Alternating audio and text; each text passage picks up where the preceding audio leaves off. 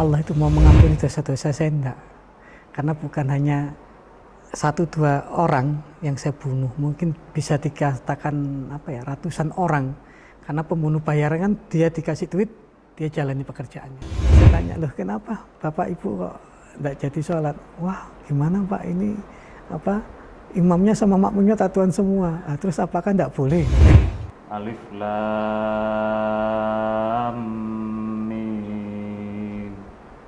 Dzalikal kitabul la raiba fihi hudal lil muttaqin alladzina yu'minuna bil ghaibi wa yuqimunas sholata wa mimma razaqnahum yunfikun.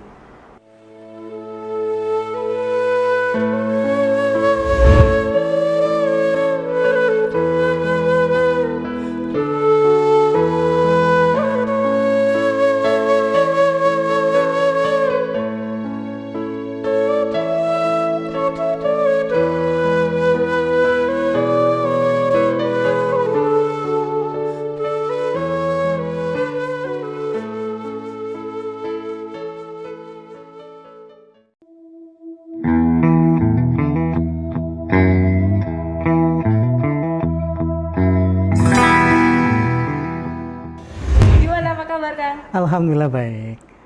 Perjalanan juga lancar. Alhamdulillah nggak ada hambatan sama sekali. Alhamdulillah, Masya Allah. Dari Jogja tadi? Dari Jogja kita. Ya ibarat pulang kampung lah, kan asli Surabaya sebetulnya. Iya, tapi terima kasih banyak loh ya. Iya, sama-sama. Kita juga terima kasih sudah diundang di sini untuk berbagi pesan kepada seluruh masyarakat. Mudah-mudahan nanti apa yang kita sampaikan bisa membawa manfaat untuk semuanya.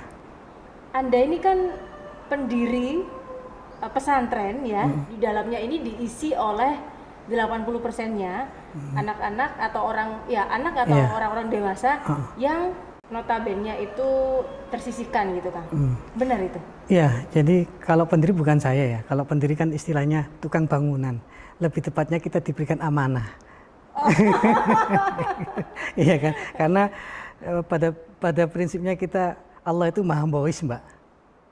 Kan gitu. Jadi kita ada di sana, kemudian Allah mempertemukan kita dengan teman-teman yang ada di Jogja dan sekitarnya, yang notabene mereka adalah yang tersisih ya, yang terbuang, dan mungkin bisa dikatakan mereka adalah sampah masyarakat, sehingga orang untuk berkenalan dengan mereka aja takut gitu loh. Padahal sebetulnya apa sih yang ditakutkan? Mereka juga sudah tidak gigit kan gitu istilahnya. Coba ditanya, apa yang ditakutkan? Apa yang ditakutkan? Nggak ada yang ditakutkan. Sorry, kenapa kok takut? Maksudnya ada apa gitu kan? Karena begini, rata-rata kalau kita sudah ngomong preman, identik dengan orang nakal, orang jahat ya.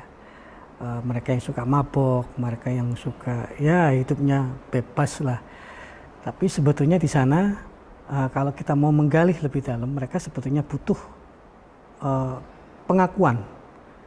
Jadi pengakuan ini mereka ada gitu loh. Mereka sebetulnya ada. Tidak dipungkiri mulai zamannya Nabi Lut, ketika zamannya Nabi Yunus, zaman-zaman terdahulu ada, mereka sudah ada gitu. Cuman dengan bahasa kaum-kaum yang lain ya. Tapi di era milenial saat ini istilah kata preman atau premanisme itu menjadi sebuah momok, ketakutan untuk masyarakat. Karena preman identik dengan ya mereka maling, terus kemudian mereka hal-hal yang tidak manfaat lah.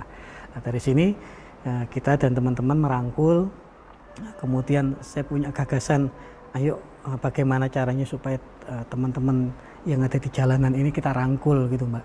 Jadi supaya mereka mendapat tempat, setidaknya mereka ada pengakuan.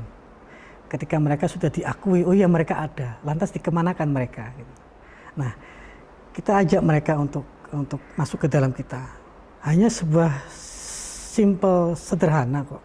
Kita dekatin mereka, kita ajak ngobrol, terus kemudian kita ajak merokok kalau mereka suka merokok, ya tuh. Kita juga penampilan tidak seperti ini ya ketika kumpul dengan mereka. Kita ajak berdiskusi, ya lambat laun akhirnya mereka justru welcome dengan kehadiran kita. Gitu. Ketika kita masuk ke sana mereka welcome dan gayung bersambut, ayo dolan dah ke rumahku. Istilahnya kan seperti itu. Ayo main ke tempat saya. Mulai berdiri pesantren itu tahun berapa? Kalau untuk konsepnya sendiri sebetulnya sudah lama Mbak. sekitar 2013-2014, tapi mulai awal didirikannya sekitar 2016 awal ya. 2016 awal itu pun tanpa adanya deklarasi, tanpa adanya peresmian, ya wis pokoknya kita datang. Kemudian kita alhamdulillah diberikan tempat oleh seseorang yang iba terhadap kita, terus kemudian memberikan tempatnya untuk kita jadikan sarana dakwah, untuk kita jadikan sarana ibadah. Alhamdulillah ya, sampai detik ini kita masih diberi kesempatan lah. Sebenarnya orientasinya ini apa sih, Kang? Orientasi kita tidak muluk-muluk ya, karena bagi semua orang mungkin merasakan mereka juga punya tujuan, mereka punya cita-cita ya. Lah dengan mereka berkumpul, terus kemudian ada saling interaksi, kemudian di sana ada sebuah kegiatan, saya rasa ini yang akan tercipta. Jadi di pesantren kami sendiri mengajarkan tentang entrepreneurnya. Jadi setiap hari memang teman-teman ini kita ajak untuk bercocok tanam, kemudian kita membuat pupuk organik, ya, terus kemudian kita membuat bahan-bahan yang lain. Saat ini ada santri kami yang membuat kaligrafi ya, Mas Erwin itu membuat kaligrafi yang hasilnya juga untuk teman-teman sendiri gitu loh. Jadi mereka kita kembalikan, mereka yang awalnya terbuang, mereka awalnya yang tersisih, mereka yang awalnya tidak pernah dianggap oleh masyarakat, yang dianggap sampah masyarakat, kita angkat mereka. Bagaimanapun juga mereka adalah makhluknya Allah. Yang seperti ini tuh susah nggak sih? Gimana pola asuhnya kepada mereka ini? Karena kan gini, notabene dari jalanan nih, ya. Kemudian dibenerin gitu ya, ya kan? ya. Gimana itu, Kang? Banyak orang yang bertanya seperti itu, karena mungkin anggapan mereka susah ya, istilahnya mendidik sebuah mereka yang bebas terus kemudian. Padahal saya rasa mungkin bisa tanya ke beliaunya sendiri. Saya tidak pernah memaksakan sesuatu. Saya hanya mengatakan, ini kalau bahasa Jawanya ya Mbak, nek ono apike ya tinggu sopo. Dalam arti kalau untuk kebenaran hasilnya siapa yang akan mendapatkan. Nah kalau mereka dengan jalan seperti itu terus, mereka dengan gaya bebas, premanismenya dan lain sebagainya, terus kedepannya apa yang akan mereka hasilkan gitu, apa yang akan mereka dapatkan. Kalau dikatakan susah ya, kita masih punya Allah kok. Dia kan yang bisa membolak-balikkan hati umatnya. Jadi saya hanya meminta sama Allah, mudah-mudahan apa yang menjadi keinginan kita diijabah oleh Allah, diridhai Allah. Dan alhamdulillah ketika mereka ini masuk ke dalam pesantren, ya mungkin penampilan mereka seperti premanisme bertato, ya kan. Tapi ketika sudah berhadapan dengan saya pribadi, rasa premanismenya itu luntur gitu. Jadi akhirnya apa? Kalau istilah pesantren taklimnya ya, taklimnya kepada seorang ustadz, kepada seorang gurunya, atau sebagai seorang, ya kalau di pesantren itu kan di tempat kami, saya pribadi bukan menganggap saya adalah kiainya, saya adalah seorang gurunya, bukan, tapi saya bisa menjadi sahabat mereka, saya bisa menjadi bapak mereka, bahkan menjadi musuh mereka. Ada yang bertanya, kok bisa menjadi musuh? Preman itu pasti butuh lah untuk marah, kan itu pasti butuh untuk marah, pelampiasan dari emosional mereka ya. Saya katakan, ayo duel karo aku. Oh iya? Iya, ayo, mau apa? Serius? Kita tantang. Bahkan sesekali saya ajak, kayak Mas Ervan ini pernah saya ajak ke Jakarta, keliling 4 hari ya, kalau nggak salah 4 hari. Itu duel untuk apa sih? Ya kita ajak untuk tarung, ayo kamu bisa mau apa? Bela diri, ayo tarung. Kamu bisa mau apa? Ayo kita ini. Jadi untuk pelampiasan mereka itu, bukan kita mengajak mereka untuk ayo sakti-saktian atau ayo kita kuat-kuatan, enggak, tapi paling tidak kita mengajak fungsi dari ketika kita berantem itu loh apa sih gitu loh. Mas Ervan ya? Iya. Mas Ervan ini juga bertato ya? Iya. Coba boleh ditunjukin tato yang di tangan tuh. Di Iya. kan di Gitu. lehernya ini Lehernya juga. ya? Coba nolak gini. Nah itu juga. Ini gimana ceritanya juga? Langsung aja bertanya Iya. kepada Terus beliaunya. ini Mas Ervan apa? Awalnya tuh gimana tuh? Kok bisa tiba-tiba muncul ide mau bergabung ke pesantren? Awalnya itu ya dulu kan Aku nggak ada orang tua. Terus ya sekolah itu cari sendiri aku sampai SMP keluar. Terus saya ngamen itu tetangga itu yang benci semua itu loh, ngamen apa. Terus aku dimasukin pesantren sama tetangga itu. Oh, diajakin sama Diajakin. tetangganya. Tetangganya di pesantren juga. Enggak di pesantren tapi Jamaah. Jamaah. Jamaah gitu. Terus langsung mau gitu aja. ya mau lah Kak. Kok pinter langsung mau? Namanya Oh, pusing. Nggak nolak gitu, memberontak langsung gitu. mau. Ya karena anggapan gini Mbak, ada banyak kok di antara santri-santri kita, teman-teman kita yang mereka keluar, ya mereka ketemu dengan teman-teman komunitas lamanya ya, terus kemudian mabuk. Balik ke pondok ya dalam keadaan mabuk. Mungkin Mas Ervan dulu juga pernah seperti itu, masuk ke pondok dalam keadaan mabuk ya, terus ya gitu tuh. Sedikit.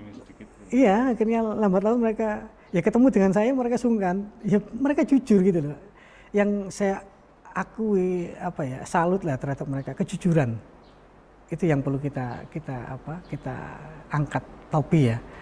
Preman itu tidak selamanya rusak, preman itu tidak selamanya brutal, tapi ada nilai kejujuran mereka. Itulah yang membuat saya itu nangis kadang. Jadi mereka itu jujur, ngapunten Gus. Wong pripun dong saya ketemu bocah-bocah teman-teman, akhirnya saya dicekoki kan. Akhirnya ya kayak gini nih Gus ya, gitu dalam keadaan teler-teler gitu. Akhirnya ya saya mengatakan, terus ngene iki sing rugi sapa? Yang rugi siapa?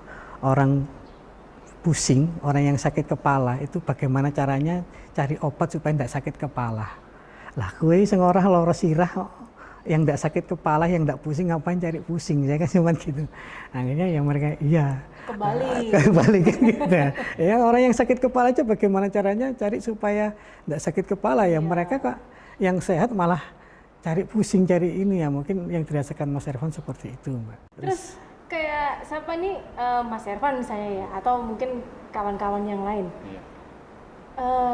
bisa baca Al-Quran, sholatnya misalnya tuntunan sholatnya itu sudah benar gitu, Insya Allah bisa. kok nggak mantep gitu? udah oke gitu. Oke, Iya, boleh nggak ya dites ya? boleh. A'udzubillahi minasyaitonirrajim. Bismillahirrahmanirrahim.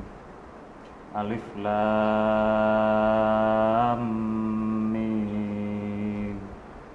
Dzalikal kitabu la raiba fihi hudal lil muttaqin alladzina yu'minuna bil ghaibi wa yuqimunas sholata wa mimma razaqnahum yunfikun walladzina yu'minuna bima unzila ilaika wa ma unzila min qablik wa bil akhirati hum yuqinun ulaika ala hudam mir rabbihim wa ulaika humul muflihun.